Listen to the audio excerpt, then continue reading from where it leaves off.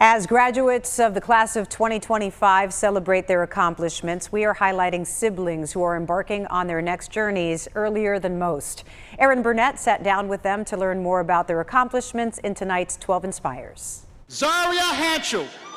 That's Zaria Hanchel, earning her diploma at age 18 and finishing her degree in only 3 years. I was a political science major during my 3 years at NCCU with a concentration in theory and pre-law and a secondary concentration in civic engagement and public policy. She started college at 15 years old after skipping 8th and 11th grades. At the beginning of my 11th grade, we realized that I only had a few classes left to take and that either during my senior year I could take some community college classes to fill up the rest of my schedule. And I said, if I'm going to take college classes anyways, I might as well just go to college.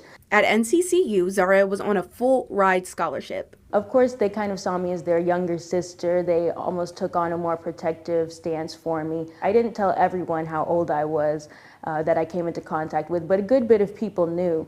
And they were more so impressed with my accomplishments rather than looking down on me. On Friday, she'll watch her younger brother Zion graduate high school, and at 16, Zion is headed to North Carolina A&T State University in the fall, also on a full ride after racking in more than $1 million in scholarships. She's been a great aid to me. I can talk to her about anything, and knowing like we've been through most of the same things and graduating early and everything, she's just a great hand to hold. I'm very proud. Seeing her graduate college, even at the age of 18 already, is like great to see. And I know I have big shoes to fill, but I know I can forge my own path. The siblings credit their success to their parents, who they say instilled their faith and a love of education. They also have other hobbies from art to singing. With every breath that I am able. We're always very supportive of each other. We always make sure that we lift each other up because the world can be a negative place sometimes. In Winston-Salem, I'm Erin Burnett, WXII 12 News.